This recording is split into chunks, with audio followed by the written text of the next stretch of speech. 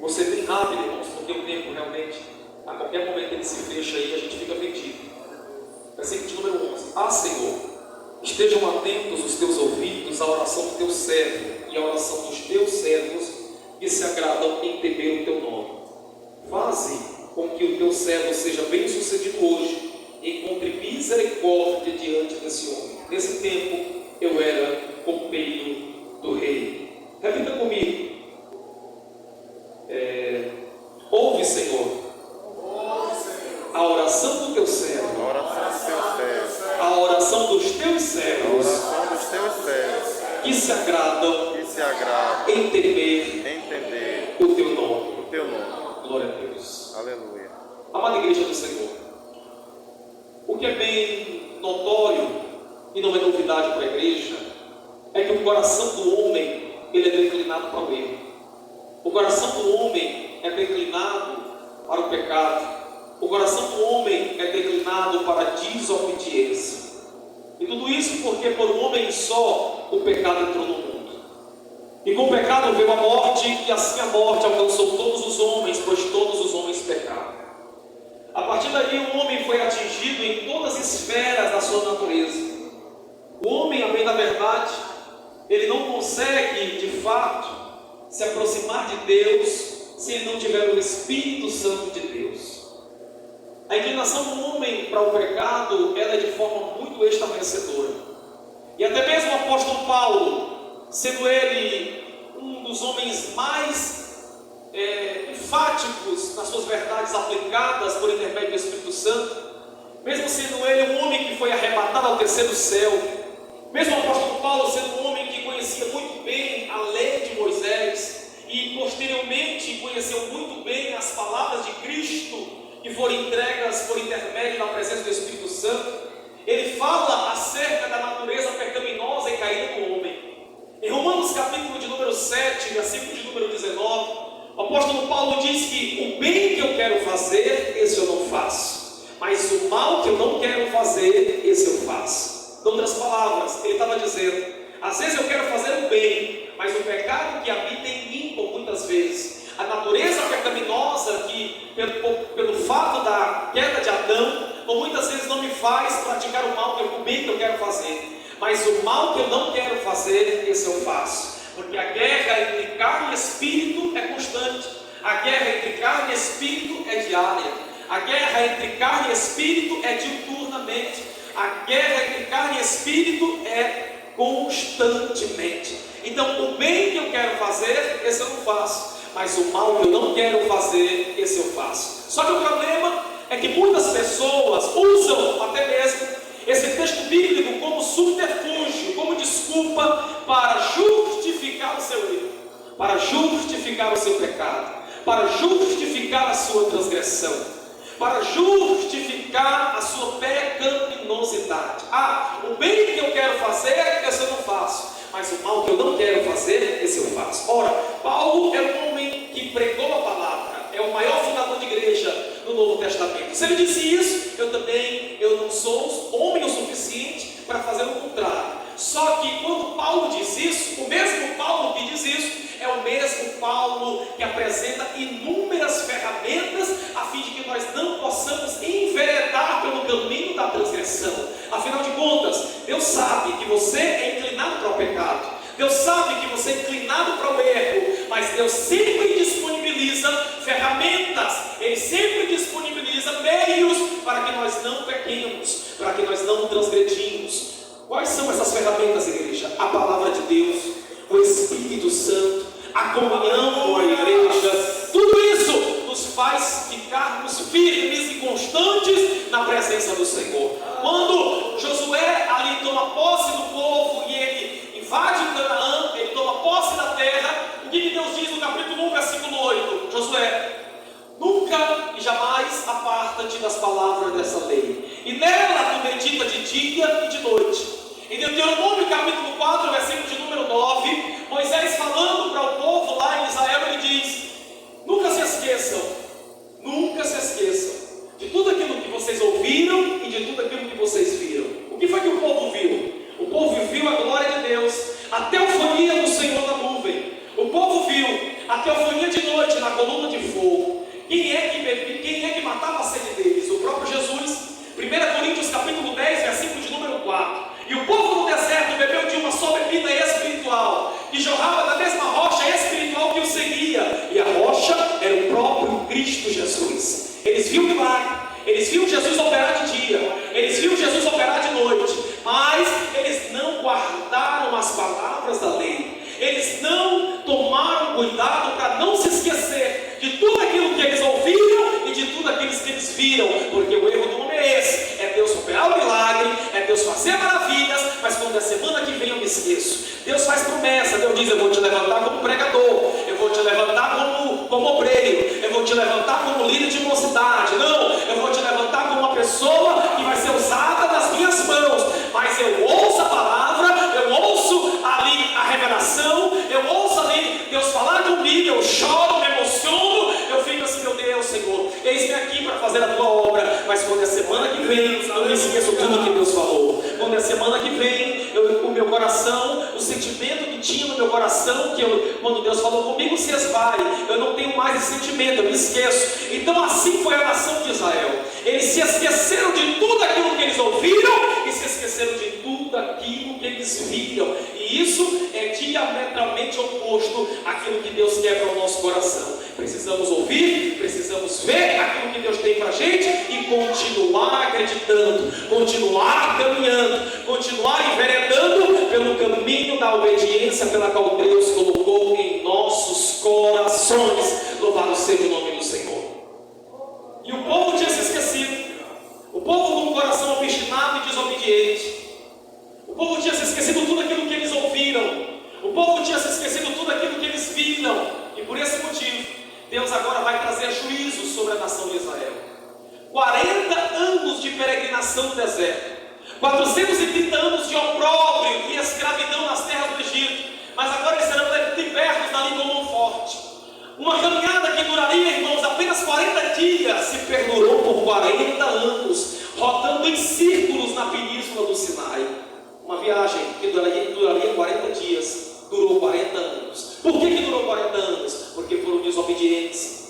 Por que durou 40 anos? Porque o sentimento de idolatria estava batendo diretamente no coração deles. A desobediência estava gritando no ouvido deles. E uma viagem que duraria 40 dias, durou 40 anos. A desobediência.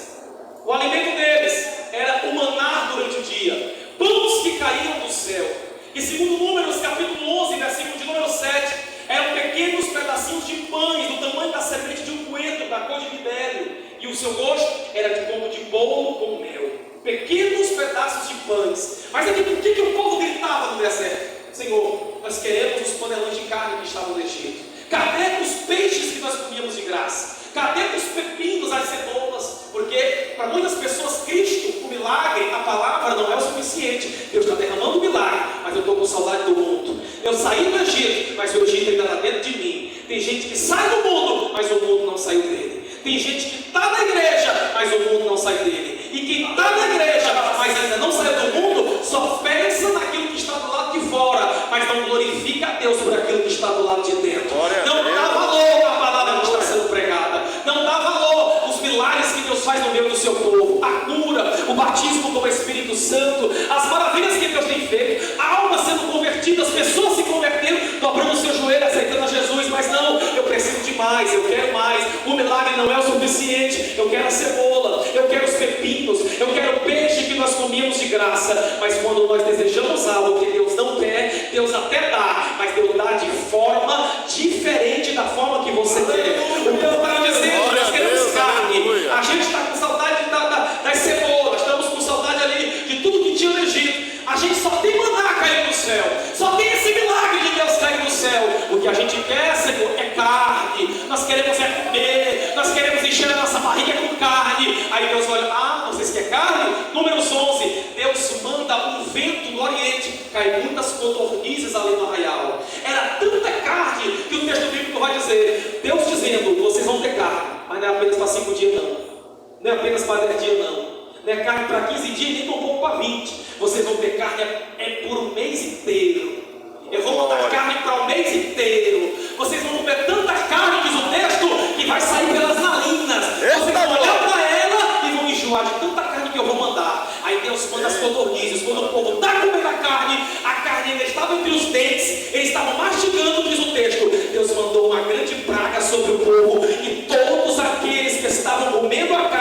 morreram, e o lugar se chamou Kibrot Hataavá, porque ali foi sepultado homens que desejaram as carnes do Egito. Ei, quando você deseja aquilo que não é para desejar, Deus até te dá, mas a consequência vem. Deus pode até abrir a porta, mas a consequência vem. Cuidado para não desejar aquilo que Deus não quer para a tua vida, porque tem gente dizendo: Jesus não é o suficiente, Cristo não é o suficiente, o milagre não é o suficiente, eu quero isso, eu quero aquilo, e às vezes o que tu pede, Deus até dá, mas você quebra a cara lá na frente. Mas eu preciso dizer essa noite para a igreja: não precisa de outra coisa, Jesus ainda é suficiente.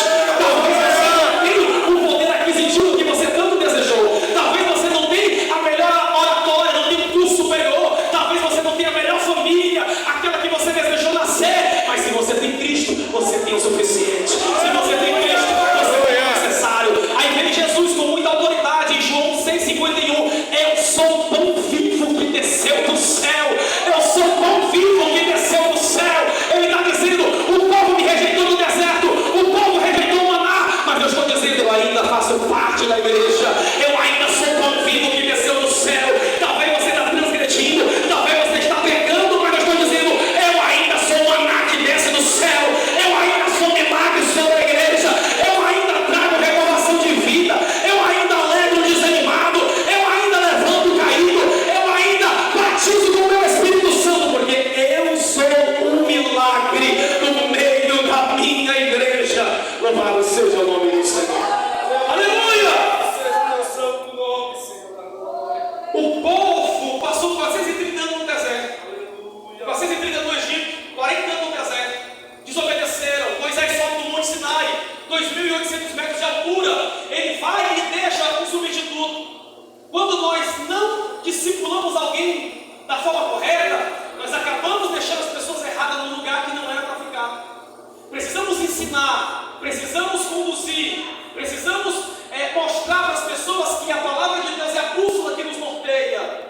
Então Moisés sobe, ele deixa a pessoa, o irmão dele Arão, um substituto que não deveria ficar no lugar de Moisés. Era outra pessoa, mas foi colocado alguém que não soube administrar o povo. Quando Moisés desce, o povo estava adorando o bezerro de ouro, idolatrando. O que tinha no coração desse povo, da nação de Israel, era a idolatria. A idolatria, irmãos, foi o maior pecado que fez a nação de Israel transgredir e sofrer em todos os cativeiros, tanto os assírios como os babilônicos. Foram a transgressão da idolatria. Aleluia. Depois que eles passam 40 anos, mas algo lá na frente estava esperando eles. Algo bem maior. 70 anos de cativeiro babilônico. 70 anos de opróbrio e escravidão. Só que antes de chegar aos 70 anos de cativeiro, era necessário nascer uma criança entre o ano 650 e 645. Um menino chamado Jeremias, filho de Uquias, sacerdote da terra de Anatote. Então Jeremias nasce no ano entre os anos 650 e 645. Mas foi no ano 626 que Deus o levanta para ser profeta para as nações. Jeremias foi colocado no momento e no contexto mais catastrófico do mundo antigo, pela qual as pessoas estavam guerreando entre si. Alguns impérios que estavam lutando e batalhando entre si era o Império Babilônico, o Império Assírio e o Império Babilônico, os assírios e os egípcios. Eles estavam batalhando entre si para ver quem levava melhor. Na ocasião, Nabucodonosor, juntamente com o Império Babilônico, eles vencem a batalha de Carquemes. Então é nesse momento que Deus usa Nabucodonosor como instrumento de juízo para castigar o seu povo. Um povo desobediente, obstinado. Deus usa um povo ímpio. Deus usa um gentio que não era judeu, etnicamente falando, para castigar um povo de coração duro, de coração desobediente. Então é nesse momento que Deus usa Nabucodonosor. Muitos foram que subiram no trono de Judá. Muitos foram que sentaram no trono. Joaquim, Matanias, que posteriormente Nabucodonosor mudou seu nome para Zedequias, ou Zedequias mudou para Matanias. Foram muitos homens que subiram no trono. E Deus disse: Jeremias, te levanta. Jeremias, tu vai profetizar para essas pessoas. Jeremias, tu vai entregar as palavras de arrependimento. Jeremias, tu até nasceu na terra de Anatote, uma terra predominantemente sacerdotal, mas eu vou te levantar não como sacerdote, eu vou te levantar como profeta, eu vou te levantar como um pouca, eu vou te levantar como atalaia, eu vou te levantar como um portador da minha palavra, para alertar esse povo desobediente, esse povo obstinado de coração. Vai, Jeremias, prega para eles, prega o arrependimento, Jeremias, porque eu sou longânimo, eu sou tardio em graça, eu sou paciente. Se o povo se converter, eu voltarei atrás. Se o povo voltar atrás do seu pecado, eu me arrependerei. Talvez eu não derramarei o meu juízo sobre eles, mas vai e prega. Jeremias vai e prega. Jeremias começa a dizer que Deus iria trazer juízo, só que eles não deram ouvidos. Então Deus levanta Nabucodonosor. Aí se cumpre a profecia de Jeremias, capítulo de número 25, versículo de número 11. 70 anos de cativeiro virão sobre o povo. Se cumpre 70 anos de cativeiro. Tudo que Deus fala, irmãos, se cumpre, ou para o bem ou para o mal. Glória a Deus. Tudo que Deus diz se cumpre. Pode até demorar, pode passar o tempo que for. Se Deus diz que vai te abençoar, Ele vai te abençoar.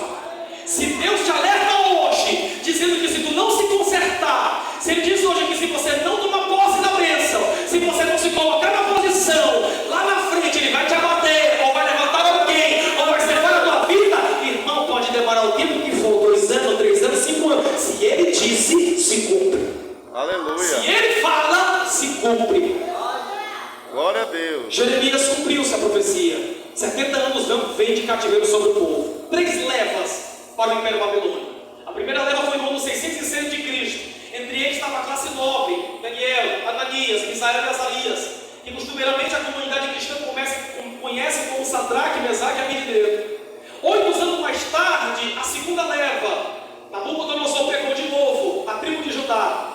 Mais de 10 mil homens, e entre eles estava o profeta das visões, o profeta Ezequiel, no ano 597. E a terceira leva para o cativeiro babilônico foi no ano 586. E quando chegou o ano 586, na terceira leva, cumpriu-se, acabou os 70 anos de cativeiro. Cumpriu a risca. 67, 68, 69, 70 anos de cativeiro foi cumprido sobre a nação de Israel, na ponta do lápis. Porque quando Deus fala, se cumpre, e é da forma que Ele diz. Depois que passa 70 anos de cativeiro, o povo se arrepende. Aí Deus traz a libertação. Aí Deus traz refrigério. Aí Deus ouve a oração do povo. Foi no ano 539 que Ciro, o rei persa, ele invade a Babilônia e ele vence o rei Nabonido e ele se torna agora a maior potência mundial. Dário e Ciro, os Medo e persas, eles invadem a Babilônia. Nabucodonosor, depois Belsazar são mortos. Belsazar que tinha visto a mão de Deus escrever na parede, Tekel Farsim, que ficou perplexo, não sabia o que significava. E vem Daniel, cheio do poder de Deus, um homem que estava cheio do Espírito Santo. Belsazar, sabe o que significa? O teu reino fosse pesado na balança e foi taxado em falta, e será dividido entre os medos e os persas. Naquela mesma noite, Ciro e Dário invadem a Babilônia, matam Belsazar e tomam posse do reino. Se cumpre aquilo que Deus escreveu na parede, porque tudo que Deus diz se cumpre, tudo que Deus fala acontece. Pode passar o tempo que for, acontece. Pode ser que você esteja como Belsazar, porque Belsazar pegou os utensílios sagrados do templo, ele estava bebendo, fazendo uma festa mundana, ali com muitas mulheres praticando orgia, ali profanando os utensílios sagrados da casa do Senhor, do templo de Deus, achando que estava tudo tranquilo, nada vai acontecer, não vai vir um juízo de Deus sobre a minha vida. Mas quando chegou o momento, Deus trouxe juízo. Dário e Ciro tomam posse da Babilônia no ano 539, mas é só no ano seguinte, no ano 538, porque antes de Cristo para cá, o ano ele vai de forma decrescente. Do ano 0 para frente, que é o ano de Cristo, é decrescente. Então, quando Ciro invade, foi no ano 539. No ano seguinte, 538, é que Ciro estabelece a liberdade da nação de Israel para as terras de Jerusalém. Diz alguns historiadores, como Flávio José, que o próprio Daniel pegou o pergaminho do profeta Isaías, que está na nossa Bíblia, no capítulo de número 45. Ele vai até Ciro e ele vai até Ciro e entrega o pergaminho de Isaías. Quando Ciro pega o pergaminho na mão e ele começa a ler, que está na Bíblia, no capítulo 45 de Isaías, ele começa a entender que a profecia de Isaías sobre ele, aonde ele iria libertar a nação de Israel para voltar para Jerusalém, dá ouvidos para isso. Naquela mesma noite, Ciro pega o seu anel, carimba o edito, assina o decreto, a nação de Israel volta para Jerusalém, porque Deus ainda está no controle da história. A nação de Israel volta para o curso da vontade do Senhor, porque Deus nunca perdeu o controle da tua vida. Deus nunca perde o controle da tua história.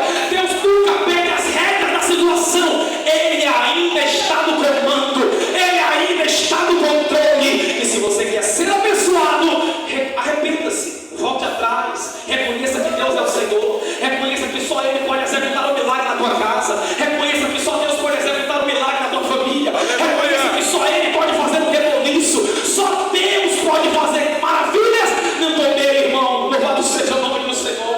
Aleluia. Louvado seja Deus. Eles voltam.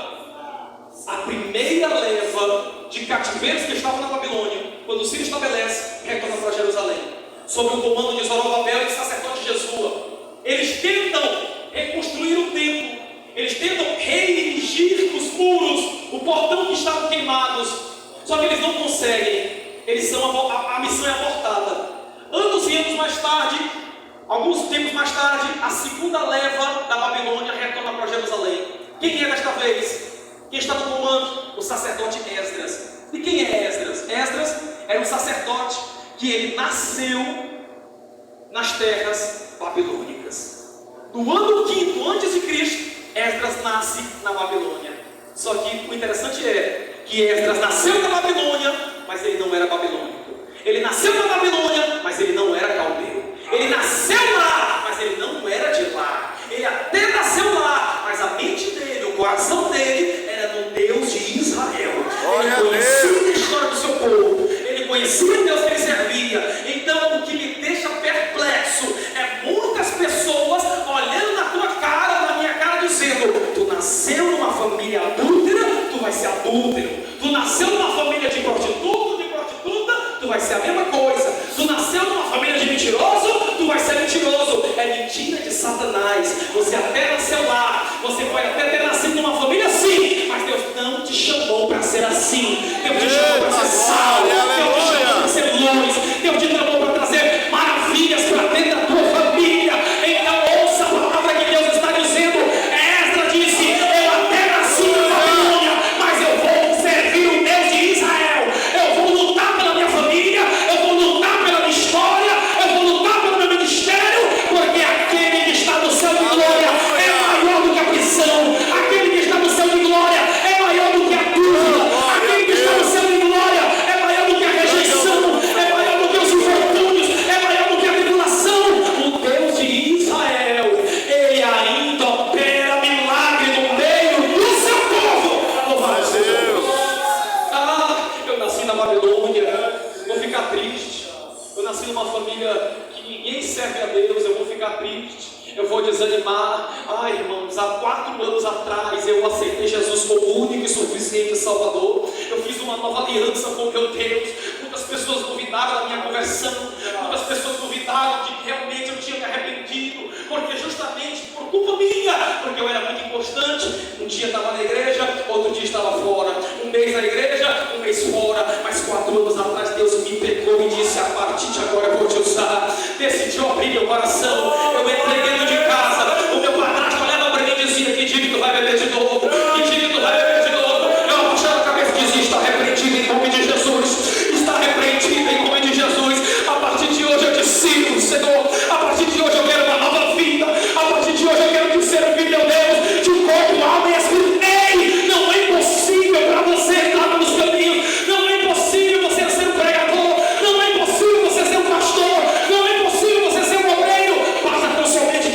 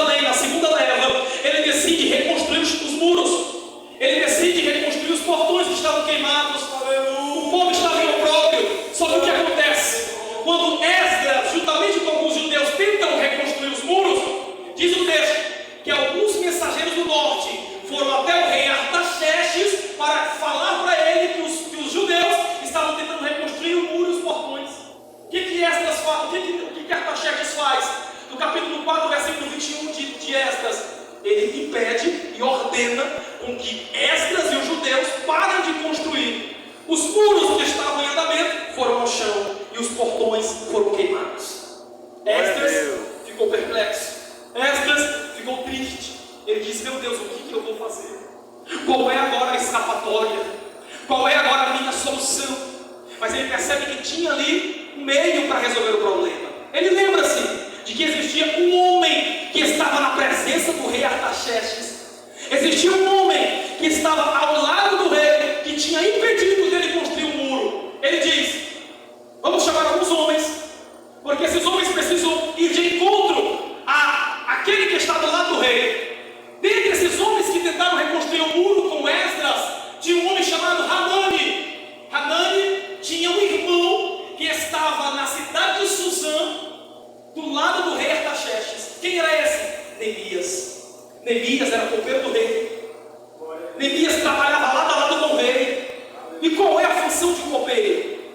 A função de um copeiro, irmãos, é pegar as uvas com as próprias mãos. O copeiro fazia isso, irmão Franquinelli. Ele pegava as uvas com as próprias mãos, espremia dentro da taça do rei, e antes de o rei tomar aquele suco de uva, aquele vinho, fruta vide, ele tinha que tomar primeiro.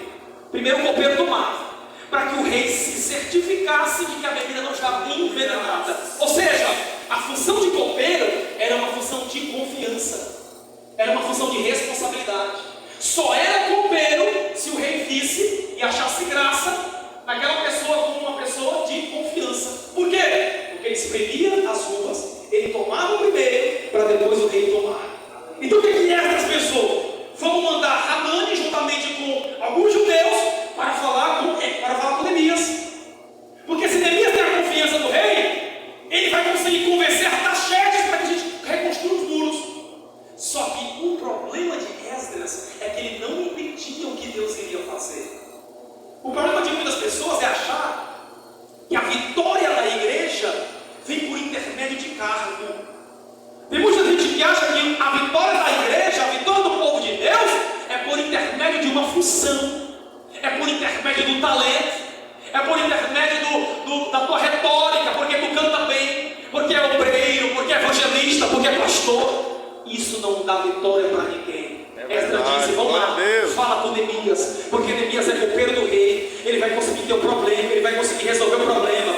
E o problema não é resolvido por intermédio de cargo de Arco Barbosa, porque eu posso ser pastor, mas se eu não tenho a vida no altar, Deus abate e levanta outro. Eu posso ser obreiro, Deus abate e levanta outro. Eu posso ser o que seja na igreja, líder de mocidade, se eu não usar as verdadeiras e certas ferramentas, Deus abate e levanta outro. Esdras disse: fala com Neemias, vai lá, fala com ele, porque ele é copeiro do rei. Quando Hanani chega na cidade de Suzã e Hanani se encontra com seu irmão, a primeira pergunta que Neemias faz para Hanani é: como está o meu povo? Como estão os judeus? Na mesma hora, Hanani responde para Neemias: meu irmão, o povo está em opróbrio, o povo está em desprezo, o povo está angustiado, os muros foram ao chão, os portões estão queimados. E diferentemente de Esdras, Neemias faz algo tremendo. Ao invés de Neemias se confiar no seu próprio cargo, a primeira coisa que Neemias faz é ir ao chão, diz o texto. E Neemias se lança ao chão e por vários dias chorando, ele jejua e ora ao Senhor. Ele jejua e ora ao Senhor, porque a maior ferramenta da igreja ainda é a oração.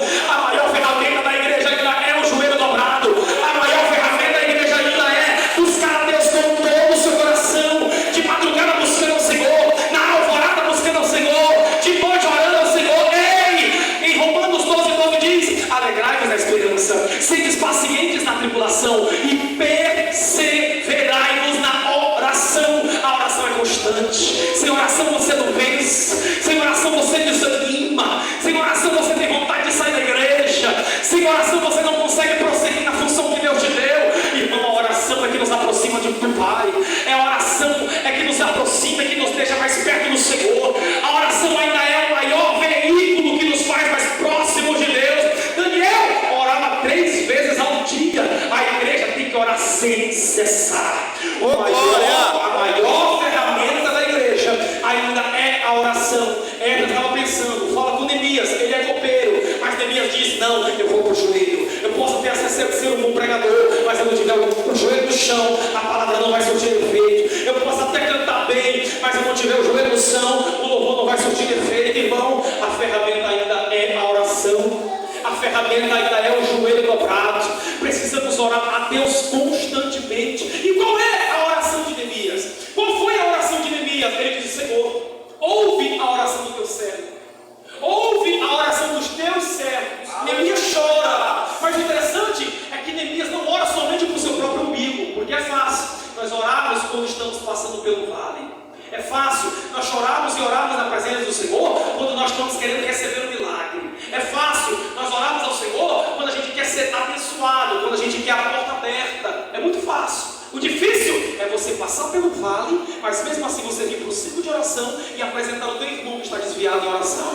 É você estar passando pelo problema, a despensa está vazia, não tem provisão, eu não sei o que eu faço, o aluguel está atrasado, as contas não foram pagas, mas mesmo assim vem com alegria para a igreja. Senhor, salva teu filho. Senhor, aquele teu irmão, aquele teu filho está desanimado, Pai. Aquela irmã do ciclo de oração, Senhor, ela não tem força, mas eu quero interceder, dar força para ela. É fácil orar quando tudo vai bem, é fácil orar pelo outro quando tudo está maravilhoso. O difícil é estar passando pelo opróbrio, é estar passando pela tribulação, é você ser fiel com Deus e mesmo assim interceder pelo teu próximo, como fez Neemias. Neemias não orou somente por ele, Neemias orou também pelo próximo. E isso Paulo diz com muita propriedade em Filipenses 2: não se preocupe somente com aquilo que é teu, mas se preocupe também com aquilo que é do próximo, e que haja em vós o mesmo sentimento que houve em Cristo Jesus, que mesmo sendo Deus, ele não teve por usurpação de ser igual a Deus. Antes ele se esvaziou de si mesmo, ele saiu da glória, ele abandonou as mansões celestiais e se tabernaculou,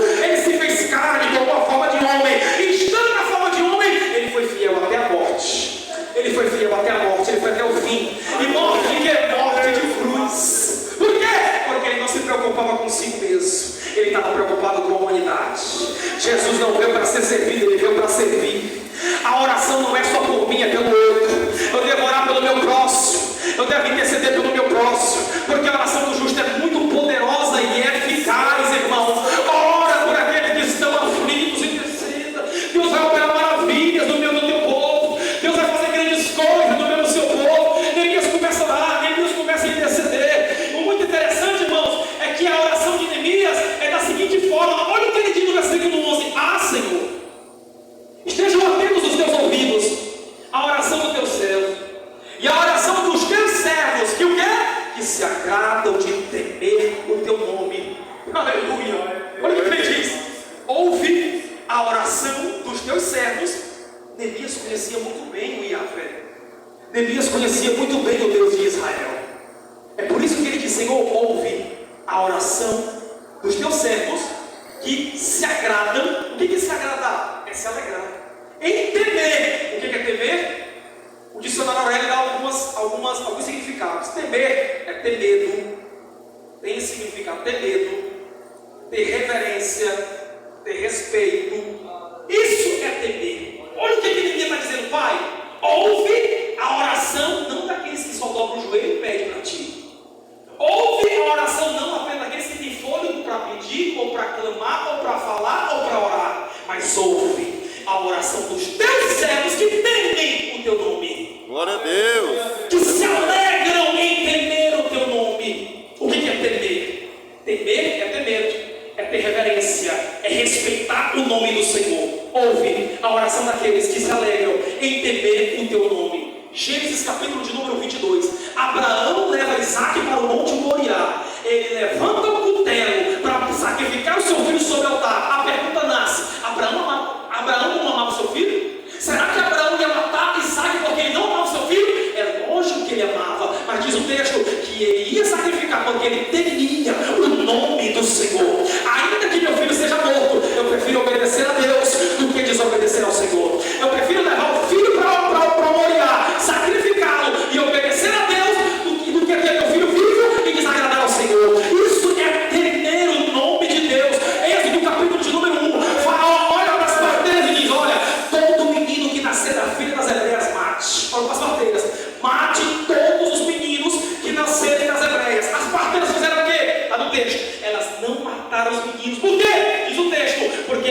temiam o nome do Senhor. Elas temiam o nome do Senhor. Irmão, temer é respeitar o nome de Deus. Temer é ter medo de Deus. Temer é ter reverência pelo nome de Deus. Ah, eu oro tanto, por que Deus não me ouve?